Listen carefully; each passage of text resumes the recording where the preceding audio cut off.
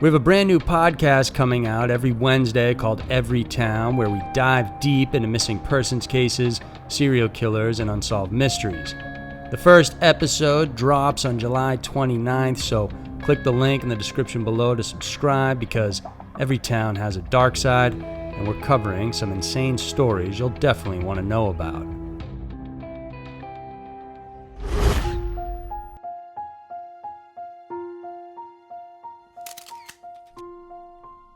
Vanessa Guillén and Anne-Elisabeth Hagen.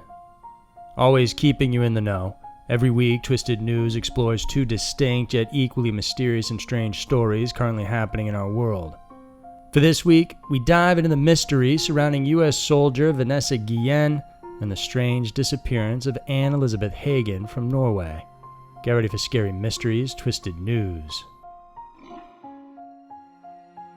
Number 1. Vanessa Guillén. Authorities found her body more than 2 months after she had vanished. Her remains were discovered in a shallow grave east of her barracks. The search for this young soldier shocked the nation and uncovered a very broken justice system. Vanessa Guillén was born on September 30th, 1999 in Houston, Texas. She was a first-generation Mexican-American, and from an early age, she expressed that she wanted to enlist in the military to serve and protect her country.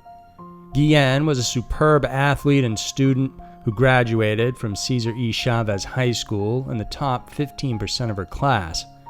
Ever determined, she joined the Army in June of 2018 at Fort Hood, a 320-square-mile U.S. Army post in Texas, where she trained as a small arms and artillery repairer known as a 91F.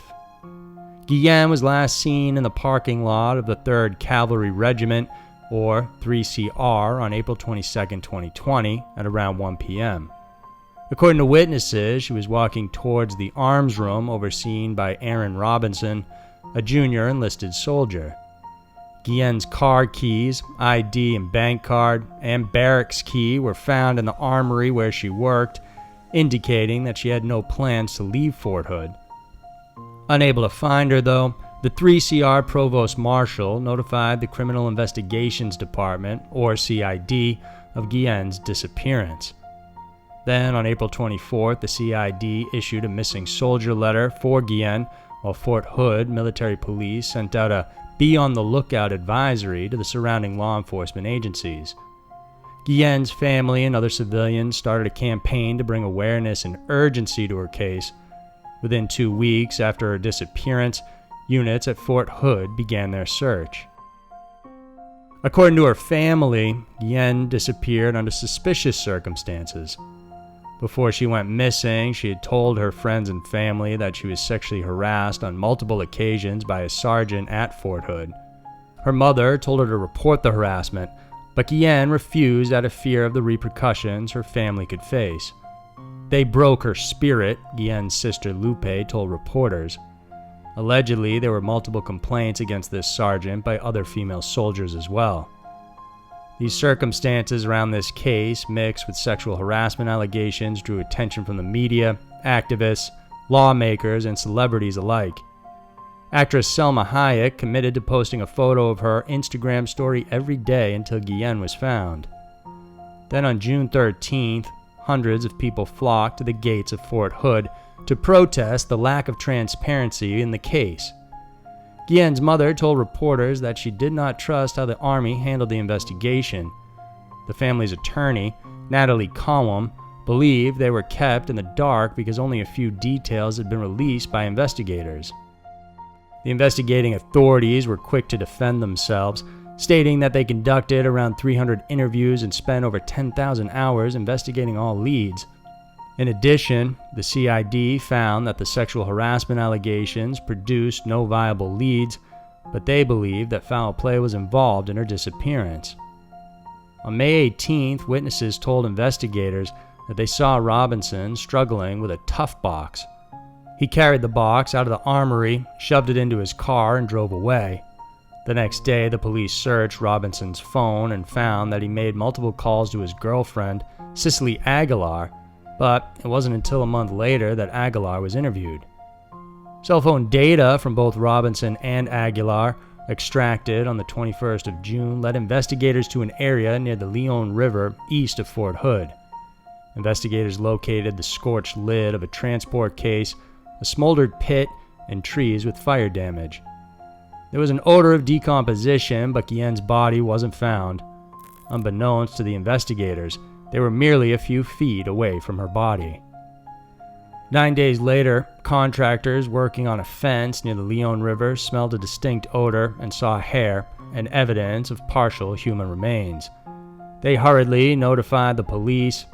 Tim Miller, director of the nonprofit organization Texas EquiSearch, aided in the search for Guillén. He claimed that this was the most sophisticated burial site he had ever seen. That same day, authorities re-interviewed Aguilar at 8:30 p.m. She admitted that she was with Robinson the day of Guillén's disappearance. Even more damning, Aguilar claimed that Robinson had told her he killed a female soldier at Fort Hood. Specifically, Aguilar confessed that Robinson bludgeoned Guillén to death with a hammer on April 22nd inside the armory he worked in. Aguilar added to her incriminating confession, saying Robinson had picked her up and took her to a site near the Leon River. A box then containing Guillén's body was already there. The couple dismembered her with a machete-type knife and burned the body. Then, they buried the remains in 3 different holes, and 4 days later they returned to break up the remains and seal the holes with concrete. Aguilar was asked by police to call Robinson while they monitored the conversation. What law enforcement heard next sealed the case when Robinson, in a panic, said, "Baby, they found pieces. They found pieces." He then texted Aguilar multiple news articles on the discovery of the remains at the Leon River. During this time, Robinson was supposed to be confined to his barracks room, as it was protocol during a pandemic. Army barracks usually have soldiers posted at entrances at all times, monitoring who comes and goes. However, he reportedly got out of Fort Hood later that evening. In the early hours of July 1st, police tried to make contact with Robinson near a church and dollar store. Out of desperation and guilt, he displayed a handgun and shot himself before he could be taken into custody. After Aguilar's confession, she was arrested by Texas Rangers and held at Bell County Jail. Authorities stated Aguilar would be charged with 1 count of conspiracy to tamper with evidence. There was no official motive for the ruthless murder. However, Aguilar said Robinson told her Guillén saw a photo of her on his phone. Guillén knew Aguilar was an estranged wife of a former Fort Hood soldier. Since adultery is a crime in the military, Guillén allegedly told Robinson she would report the couple. Out of the fear of reprimand for both Aguilar and himself, Robinson then attacked Guillén with a hammer to stop her from exposing him. But the Guillén family does not support this motive. They believe if Guillén were to report anything about Robinson, it would have been that he was harassing her. However, Guillén previously described her harasser as a supervisor or sergeant. Robinson was a specialist and co-worker.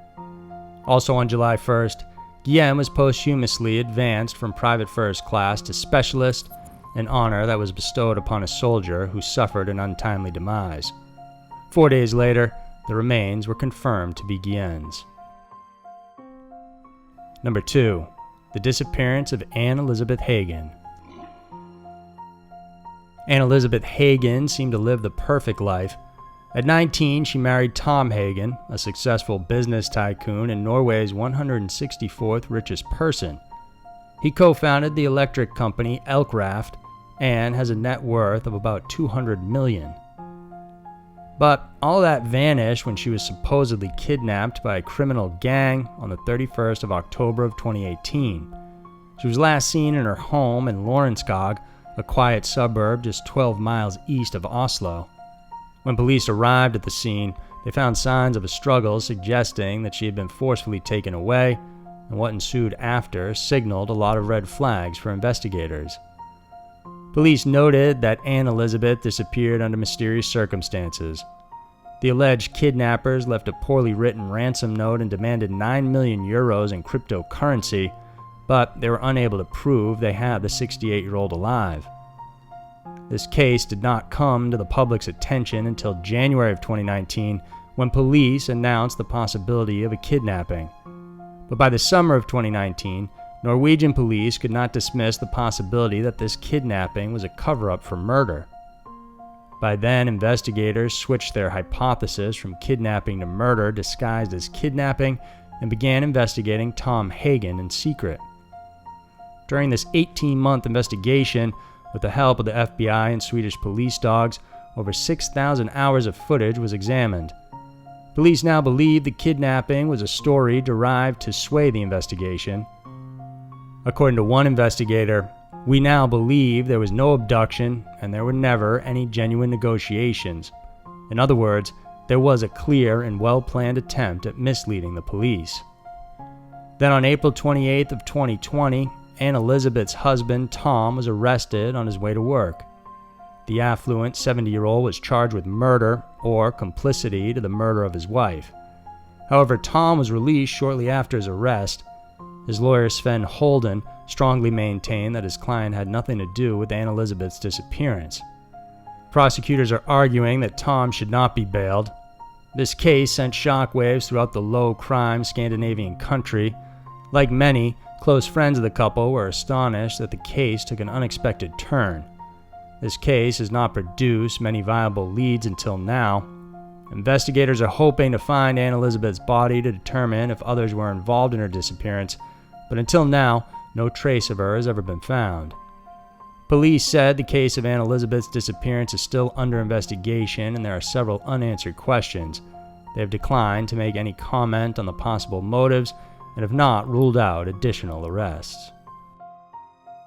So there were two of the most mysterious and strange stories going on in the world right now. Shocking and strange, Twisted News is always here to help show you the dark side of what's currently happening in our world.